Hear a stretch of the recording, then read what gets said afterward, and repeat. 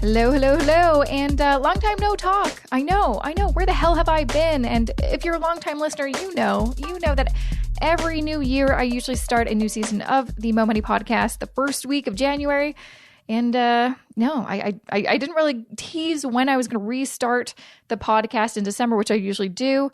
And then I did not do anything in January, and I've been getting a ton of messages and emails being like, where are you? Is the podcast gone? Like, what's going on? I'm sorry. I just, quite honestly, I just didn't really get my stuff together in time. I had this episode recorded before I left for Christmas holidays.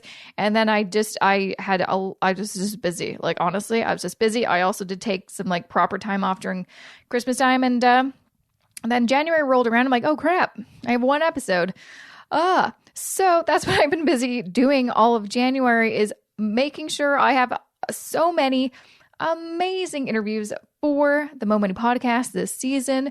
So just so you know, this season of the show will run from now until, early or mid-June. So there's going to be plenty of episodes for you to listen wherever you are. And I'm so excited to be back.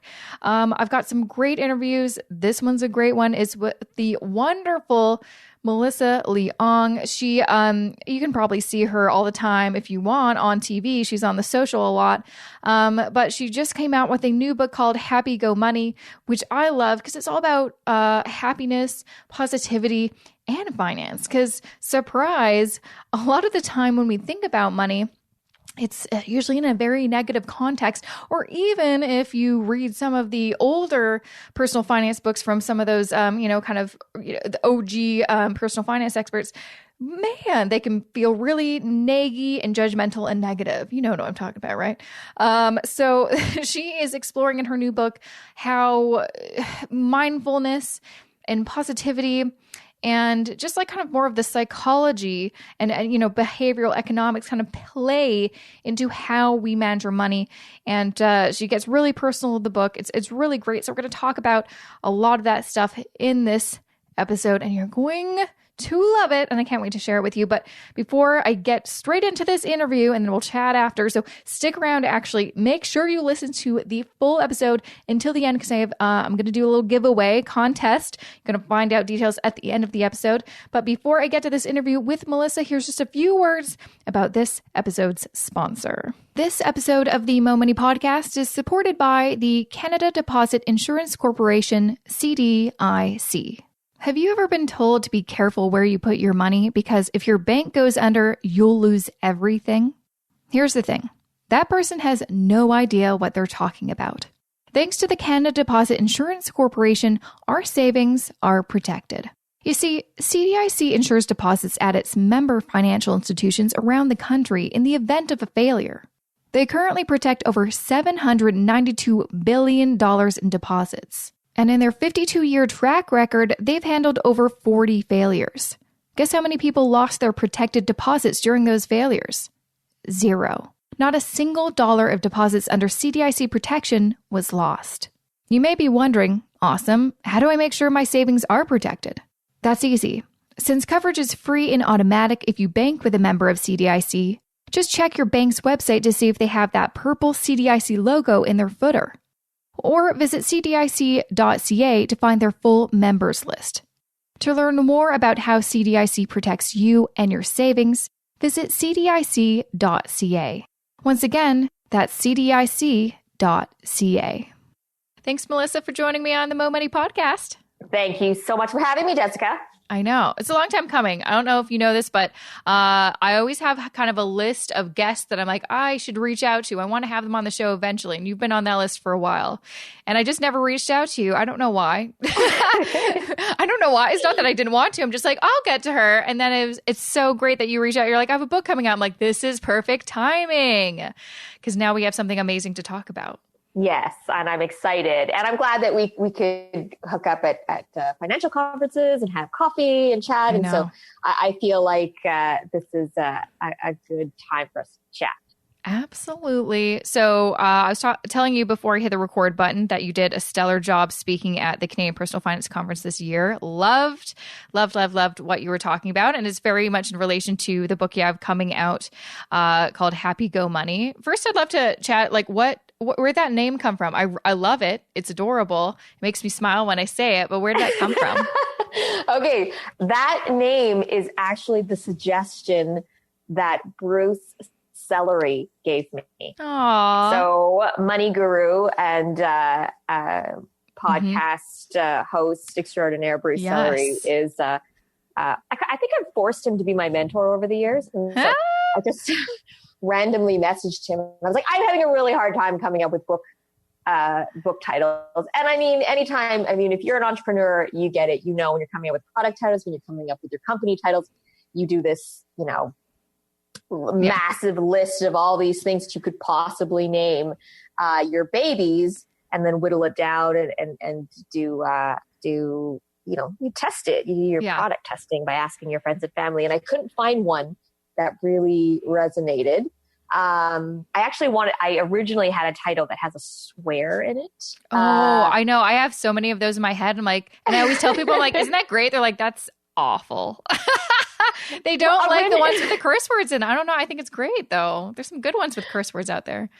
The title that I had in my mind was, I'm not going to say it, but it's F the Joneses, actually. Yeah. I would have bought that book, but some people don't like the F word. It's a chapter title. So. It's still in the book. Oh, good. It's still an idea that I talk about, but Happy Go Money, Bruce Celery actually came up with. So now I owe him coffees for the rest of our lives. Damn it. That guy. Yeah. I got a deal though. So yeah, you probably did. That's probably did. No, it's a great title. I think it's a great way to basically, like, the two big themes from your book is happiness and money. So, you just tie in one little word in there and bam, you've got like a really short but very descriptive title for your book, which is awesome. Yeah, I'm glad. I wanted people to see it and immediately think, well, I know what I'm going to get. And that's what this is. It's all about trying to use your money to make sure that you are the happiest you can be in your life. So let's talk a little bit about that, because when you were speaking at CPFC, one of the things that you said was you can buy happiness or something like that, which I thought was amazing, but kind of controversial because some people were like, no, there's so many negative connotations when it comes to money. Like, people like to take that. I think there's a Bible verse is like, money is the root of all evil. Money is like, you could be greedy. Like, there's a lot of negativity that's tied up with money. So why did you really want to talk about how money is actually very much correlated to happiness, and you can potentially use money in order to gain it? So when you mentioned that sentence, I was thinking about this yesterday. I was doing another interview and someone was talking about that old adage, that money is the root of all evil. And that's because we basically, we ascribed that meaning to money. Money is just a tool, right? Yeah. It doesn't have it shouldn't be positive. It shouldn't be negative, but the way that we frame it is often colors how we handle money, how we collect money, how we view money in our lives, whether it's a stressful thing, whether it's something to do with vanity. And so I thought, if it's just a tool and if the only reason why we're doing everything that we're doing in life is to try to be satisfied and happy, then really how should we use this tool to get to the end goal? Right. Mm-hmm. And I think a lot of people also get confused thinking that money is the end goal. And that's something that I used to think, because I didn't grow up with a lot of money. So I always thought, okay, so the goal when I'm an adult is to try to achieve more money. But I didn't ever think of money as the tool. I always thought it was the end goal. Right. No, you and everybody else, right? That's why we all play the lottery. Yeah. That's why at the end of all of our fantasies, the Disney princess ends up, she's never broke and living in her basement dreaming of this handsome pension, right? She's living in the castle and has infinite shoes. It's all about fortune and materials. And that's why we also idolize celebrities, right? They seem to have it all. And you think, well, one day I want to be there where all of my life's problems will be solved. And I think people think that if they have enough money, then they will be a perfect 10 on the happiness scale. And I know that because a lot of my book, it's not, it might sound like a journey that we're going to take with Deepak Chopra and Oprah, where we're going to spiritually go on this excursion into our inner self. But really, I use a lot of science, right? I'm a journalist by career, so I need facts. I want to back that up with research. And research has shown that no matter what amount of money you have, you always want more. There was a Harvard researcher who asked people, hey, rate your happiness on 1 to 10. And you could ask your listeners that think right now of a number between 1 and 10.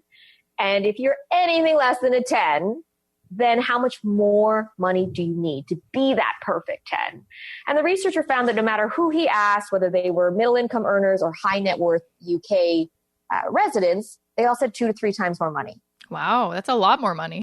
2 to 3 times. So if you had 1 in 1 million in the bank, you wanted 3, but if you had 3, you wanted 9, and so on and so on and so on. It's kind of a curse, actually. It's just but we think, oh man, we're just never satisfied. But that is also there's science that backs that up. It's because we get used to things as human beings. We're adaptable. And that's this amazing quality about us, is that we can adapt to good and bad. And so, $1 million you could adapt to, and then it would become normal. And would you always stay at that high? No, you wouldn't. No. Yeah. It's funny that you mentioned that, because actually after the conference, I came back home.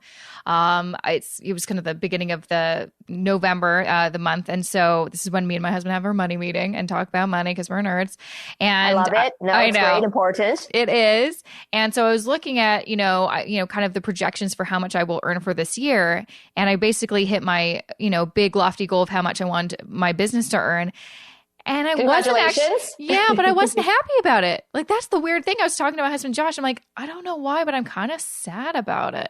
And I think that, I don't know why that is. Do you know why that is? It's like I hit that goal and I wasn't happy. I can tell you what the research shows. Yes, why please. That might be. Please. I need some help. Well, there is, I have interviewed psychologists who work with celebrities, who work with famous athletes. And after they win the Oscar, after they win, the Grey Cup, they're depressed. They're depressed after, because, happiness researchers, positive psychologists, they actually tell you that your happy place, your Zen place is the work that you find fulfilling. It's having purpose. It's having a goal. So when you're working towards your goal of making a certain amount for your business, that's you doing your thing. You're like, I'm killing it. This is good. And once you get there, you have these expectations, and obviously happiness is relative. It's about your expectations. And you expect that you're going to hit this goal, and you're just be like, and then you get there and you're like, well,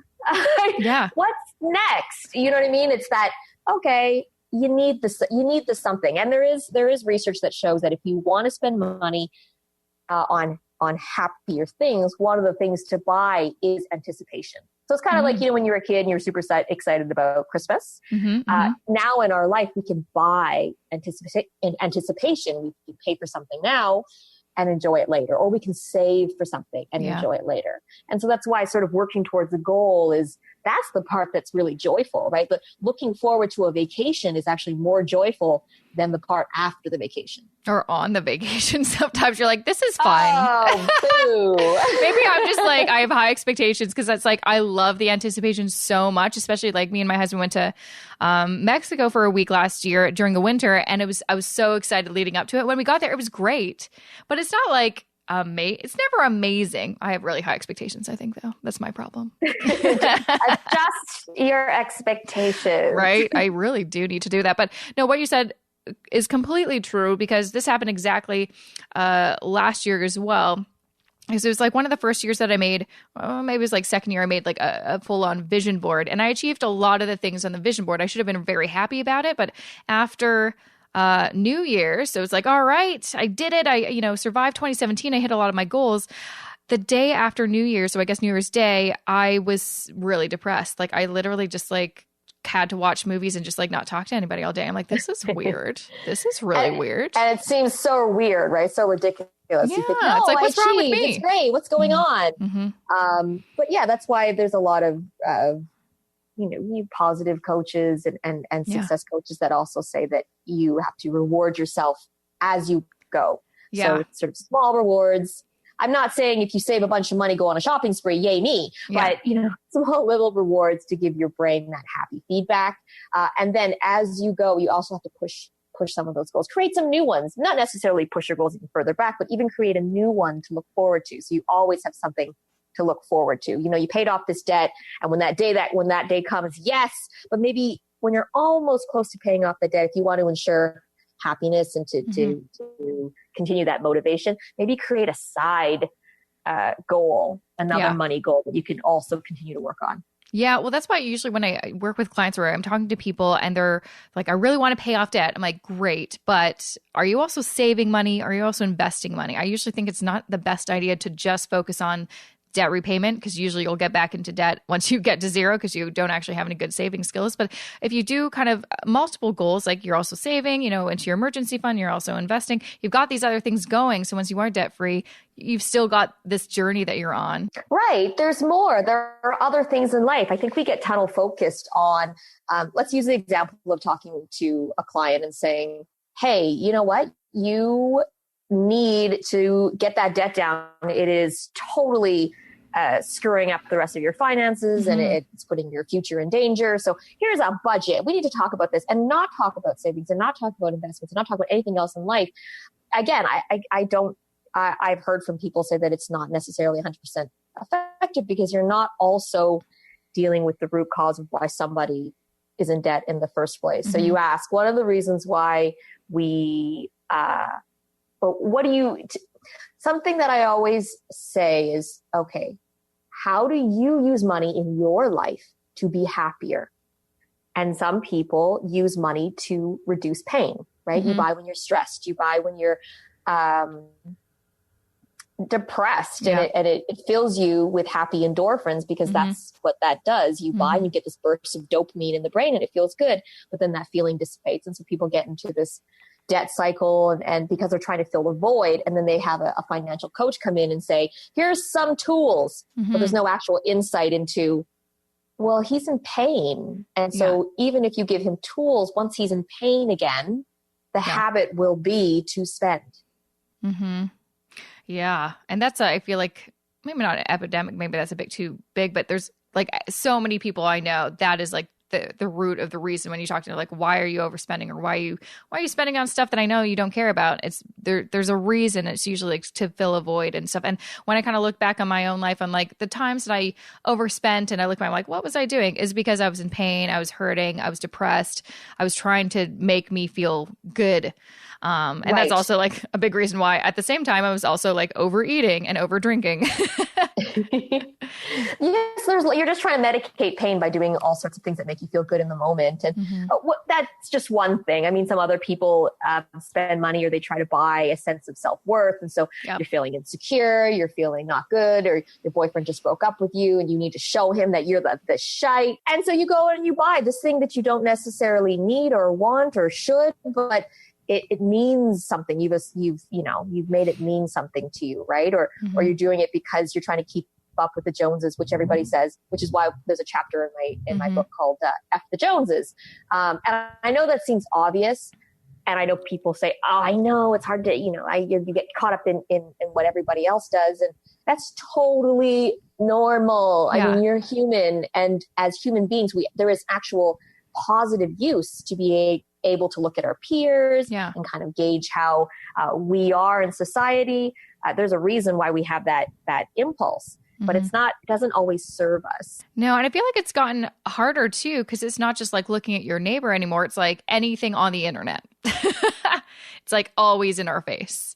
Yes. And we're not I think we're media savvy. I think we're intelligent, but sometimes when you're tired, you're on the train and you're looking, you forget that internet friggin' lies. Okay. Yes. So you can rent a private jet for $250 just to take Instagram photos in. Yep. You may choose to go to, the Bellagio versus some other budget hotel on the Strip in Vegas. But if you go to the Bellagio, you're going to check in on Facebook so everybody knows. Yeah. But just as many, they hold those two, like that and another budget hotel may hold the same number of people, but you're more likely to brag if you have the fancy car. So that's what you're going to see online. And so for me, I get into that vortex. I get sucked into the mad comparison game, and I have to put a tracker on my phone. I got to really limit myself. Or if I'm finding myself feeling crappy about, oh, well, this person is this or this person is this, I have to quickly think, okay, no. I need to compare myself to someone I admire. Yes. What are the actual qualities I admire? Not necessarily the beautiful chandelier in their home, but maybe the hard work and the hustle and the discipline that they have to build a great business, for which allows them to buy things that they care about. I think that's a really great strategy too. It's really looking, and I probably have to do a nice little cleanup on my Instagram and Twitter, but just instead, if you find yourself comparing yourself to people and not feeling good about it, maybe take an audit of like, why is that? And see if they're not adding to you in a positive way, if they're not inspiring you and motivating you, maybe unfollow, and then find people that you can like look up to in a good way. It's like they're doing some awesome stuff that's motivating me to also do awesome stuff, not make me feel like crap because I'm not doing as much. Right. You're trying to find people who share your values and people who are uplifting. And I mean, I think as you get older and when you have kids, you have less time to deal with other people's crap, and that, you know, friends of yours that don't necessarily hold you up, they kind of fall away. But when you spend time with, this is according to research, when you spend time with people who are judgy, it actually trains your brain to judge yourself more harshly. And so, you know, sometimes we get fixated with negativity, and people that you surround yourself with, they talk about money too. And it's usually, well, people in my life usually bitch about money, or they brag about weird things, like things that they bought or things that they have. And that sticks. Like negative thoughts are super sticky. And that there's a reason for that, because we as, you know, cavemen needed to remember that, hey, around this bend, there's a saber-toothed tiger versus, there's good berries there. Yeah. You know, it was for survival. And so anytime you have a negative thought about your own money, anytime you have a negative thought about your own situation or your life or whatever, you actually need to counter it according to research with 3 positive thoughts. I love that. The ratio. That's the ratio to reprogram the neural pathways in your brain for positivity. 3 to 1 every single time. So find a buddy, find a best friend, and hold yourselves to that. As soon as somebody says something negative about money, like, oh, I could be saving more or whatever it is, have the other person say, hey, yo, stop, give me 3. Yeah. 3 good things. Give me 3. Oh my gosh, I love that. I feel like I definitely need to implement that with my husband, because I do find, and I try to, when I do find myself complaining, and I can just see in his eyes, he's like, oh my God, you're complaining for no reason. This isn't important, right? But it's like, and I'm like, I try to be like, okay, let's just realize how ridiculous it is that I'm complaining. Like, I have a lot of great things in my life, so let's also acknowledge the good. And I feel like that's a practice we all need to be better at, because it's very easy, just like you said, to be judgmental and to, you know, be negative. It's easier. It's just easier. It's so hard to actually be happy and positive. It's like way more effort. Right. And so that was the thing that surprised me. I mean, I don't know how much people know about my own personal journey, but that was the reason for me writing my book, was to help people realize that it is a bit of work to be happier, but you can do the work. And no matter what happens, you actually can. And so I start my book off with a very personal story of where I had, and I shared this in my speech. So I had just gotten married. I was trying to build a life with my husband. I had bought this townhouse in the suburbs, and I thought, this is great. I'm, you know, happily ever after. Let's do this. And we're going to have kids. And my husband went on a ski trip, and he got a prescription for sleeping pills, and he doesn't take Tylenol. He doesn't do any drugs of any sort. And so he had a terrible, terrible reaction to the medication and became horribly depressed and terrified by anxious thoughts and suicidal ideations. And he was eventually hospitalized. And during that time, I was working at the Financial Post and writing about personal finance. But in my off hours, I was basically making it my life's mission just to be happy, because I wanted to find happiness for myself and my husband. And so I did everything I could think of. I went on wellness retreats. I went to Buddhist temples. I listened to hours of lectures from resilience gurus, from Buddhist monks, from positive psychologists. And I read dozens of books. I bet you have a great book recommendation list. I do, actually. I do. We'll come back to it. Remember that and ask me about my book list for happy books. And I came across so much research, and none of the research talked about money. But I knew that everybody was trying to buy happiness through money based on everything I was writing about on a daily basis at the Financial Post. So I went on this journey, and I wanted to gain some lessons about, well, how then can we be happier with our life, truly happier, and then use money to support that. So it seems like you tried out a lot of different things. Did any of those things stick out? Because you mentioned like you read books, you went on retreats, you did lots of research. Did all of them together kind of help you realize, oh, I think I kind of know how to gain happiness? Or was there one thing that kind of stuck out? You're like, wow, that really worked for me. One of the things that works for a lot of people is the idea of no victimhood. So I had a Post-it note on my mirror when I was going through the worst times with my husband, and it said, no victimhood, because studies show that when you see yourself as a victim, you feel less empowered. You don't have any control over what's happening to you. And to be happy, to do the work, to find a more fulfilling, balanced life, you have to feel a sense of control over that, right? No matter what happens, life will be crappy, but you have to feel that in some way, well, I can figure out how to react to it, how to handle it. And so that's probably the first thing. And then after that, it is really reprogramming your brain to be a little bit more focused on what you have versus what you don't have. Gratitude exercises are really great. Finding meaningful relationships, spending a lot of time on experiences, spending money on experiences that bond you to other people, charity work. Even if it's not necessarily formal charity work, it's kindness. So basically I have a note in my book where it says, every single day, start the day with doing something kind for somebody else. So I used to go into the office and I would write somebody a note right away. I would either tweet and say, that was a great story. Why are you so much smarter than me? Or that was one of my reporter colleagues, or I would just write somebody and say, thank you for something. Just meaningful, purposeful kindness. That gives you the single most powerful boost in your mood in a day. And so there was that. And then there are other things that you can spend your money on to be happier, like time. People who value time over money are happier. And so I tried to spend money, and I'm cheap, so I won't do that. I think, I'm not paying somebody else to do that. I can spend hours upon hours doing it myself, but it's not useful for your happiness, And so I just thought, I self-published 2 teen novels several years ago, and I was trying to save money everywhere. And I thought, I'm going to learn how to format my book. I'm going to learn HTML and all these ridiculous things to save money. And I should have just paid somebody $200 to do it, because I could have been using that time in so many more effective and fulfilling ways. So yes, put a value on your time. That will make you happier. Yes. And I think, I mean, that just sounds like me. I mean, I learned HTML because I'm like, I'm not going to pay someone to make my website. I'll learn how to make my website myself. I'm like, right? But if you enjoyed it. I did. To be fair, I did. That's different. That's doing something that you gain a skill, and then you can use that skill in the future. And that sounds reasonable. But if it's something that you're just agonizing over and you think, this is bull, why am I doing this?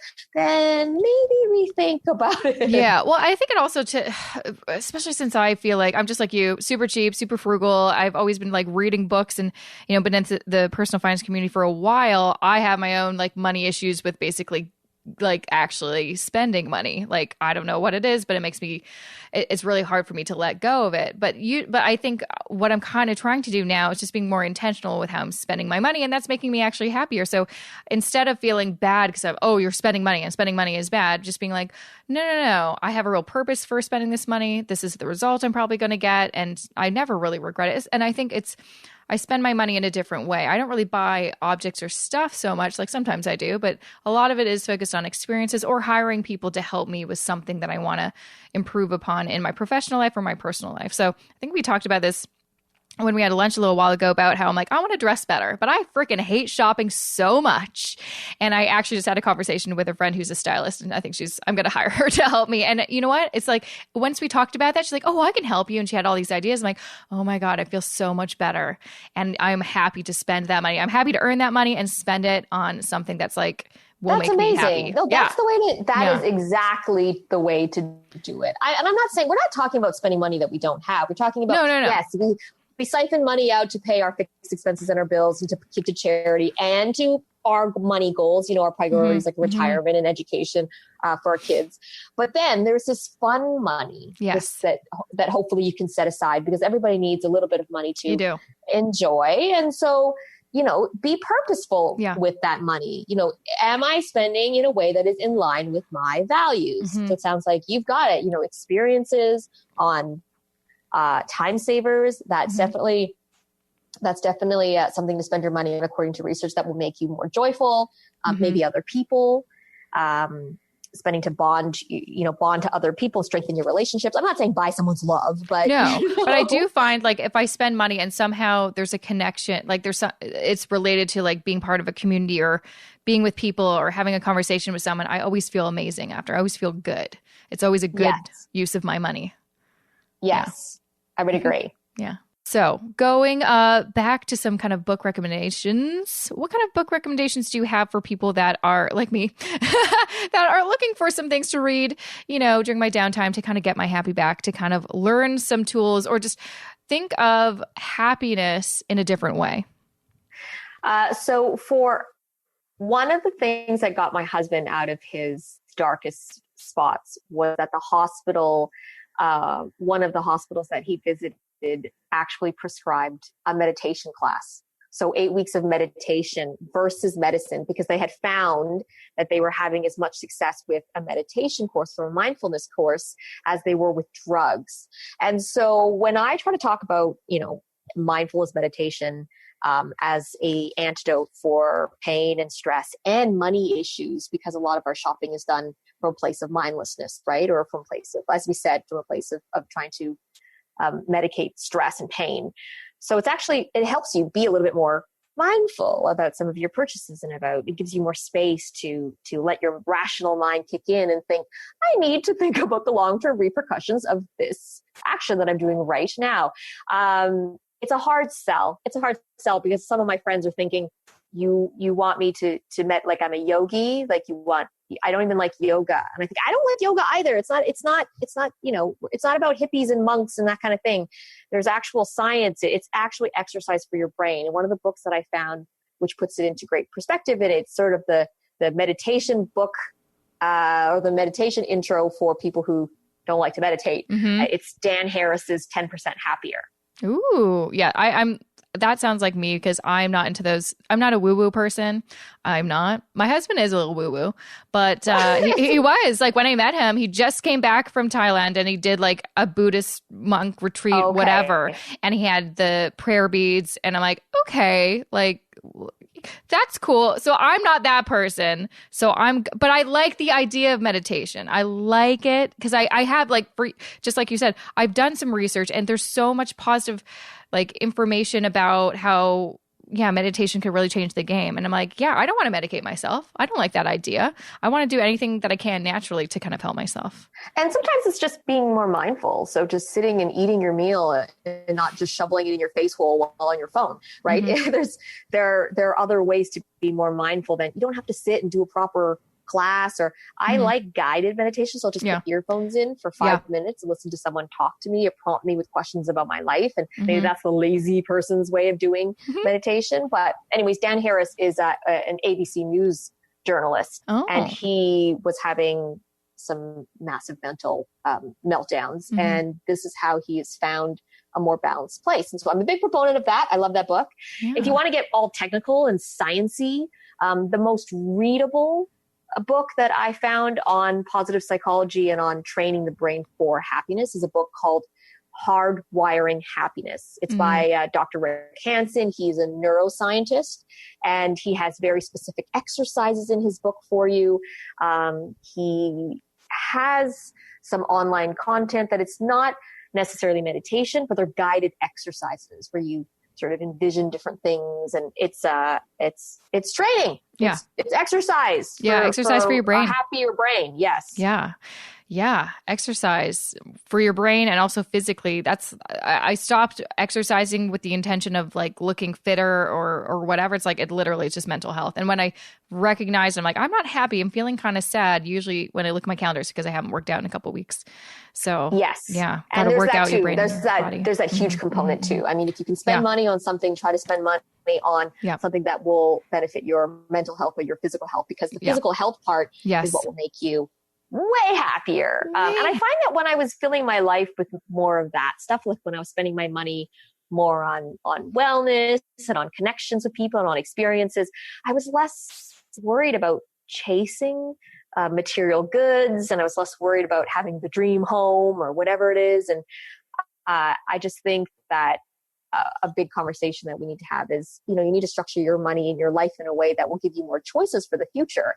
And if you're just focusing on now, I need to get all this stuff now, then, later on when a storm comes, such as in the case with my husband, then you're going to be less prepared and that storm's going to be way worse. Yeah. And, honestly, like life is so unpredictable. You do have to be prepared because no one's life is perfect. And I think most people listening could be like, yeah, there's definitely a couple times in my life where I thought everything was going smoothly and then, everything kind of crumbles. Absolutely. And absolutely. And when that happened with my husband, we had luckily set up our money in more responsible ways. I mean, for other reasons, right? We bought a townhouse that was well below our budget because we could afford it on one income, because we thought, well, one of us is going to stay home with the kid one day. Let's do it this way. And I had disability insurance in case somebody couldn't work, and we pooled our emergency fund, and all of those things came into play. A month later, we had disability insurance in case he couldn't work because he's self-employed. Mm-hmm. We had a pool of money that he could go to a treatment center, which they start at $10,000. And at that point, when you are unwell, you need money for choices. Yeah. You know what? Can you imagine if I have friends, I have loved ones who have, who've been diagnosed with cancer, and now they're seeking all these different treatments and all of these alternative therapies that cost money. Mm-hmm. And they think, oh man, there's so much stuff that we bought in the last little bit, which was such a waste. It could be going to something more valuable right now, right? Yep. 100%. I know we could probably learn so much more about all these amazing things in your book, Happy Go Money. Where can people find more information about you and your book? You can find me at melissaleong.com. And I'm not the best on social media only because it sucks me in. And so I am most active on Instagram. So if you want to come and talk to me about some gratitude exercise, you want to share with me your progress and how you're doing on your happiness journey, then find me on Instagram at Liz Leong. Amazing. Well, thank you so much for taking the time to chat with me. It was a pleasure. And that was episode 181 with the wonderful Melissa Leong. Make sure to grab a copy of her new book, Happy Go Money. Check her out at her website, melissaleong.com, or her Instagram. She's got some great Instas all the time, all about money and positivity. And it's just lovely, wonderful. And make sure to check out the show notes for this episode at jessicamoorhouse.com/181. Got some important details in a contest for you right after this message about this episode's podcast sponsor. This episode of the Mo Money Podcast is supported by the Canada Deposit Insurance Corporation, CDIC. Did you know that if you bank with a member of CDIC, your eligible deposits with that bank will be protected up to $100,000 in each of CDIC's 7 different categories? So if you had $100,000 of eligible deposits in an account in one name and $100,000 of eligible deposits in a joint account, your entire $200,000 would be protected at the same financial institution. That being said, CDIC does not insure stocks, bonds, mutual funds, or other investments. Just cash and term deposits like GICs with original terms to maturity of 5 years or less.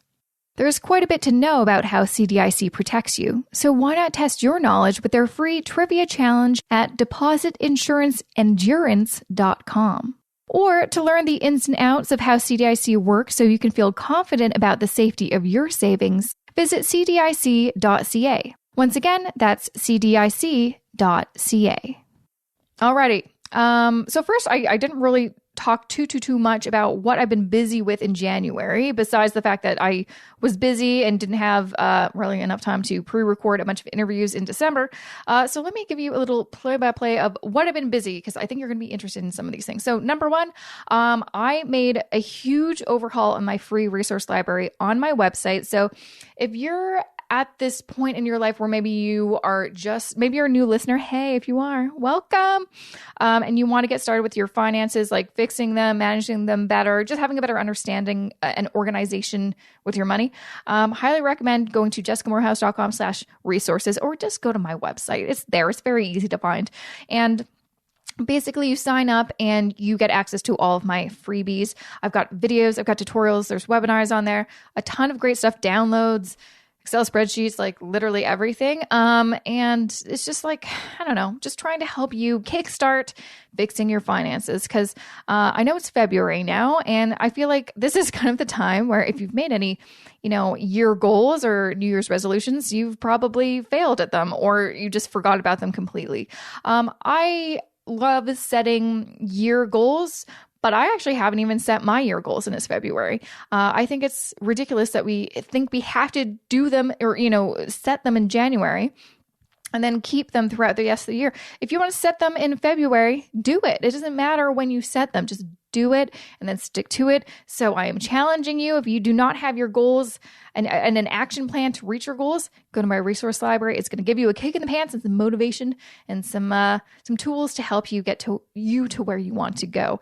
Number two, I've been making a ton. Well, actually, unless you're a part of my email list or even my Facebook group, you may or may not know that I launched over the Christmas holidays my investing course called Investing Foundations for Canadians. So if you are currently investing but have no idea what the hell you're invested in, because most likely you got some mutual funds with the bank and no one's really explained to you what they are, or you're not investing at all and you want to get started but you don't want to make a mistake and you need some guidance, this is why I created the courses specifically for all the people I've talked to that are in any of those boats, any of those scenarios.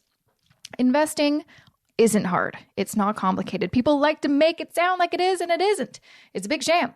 It's totally something that anyone can learn how to do.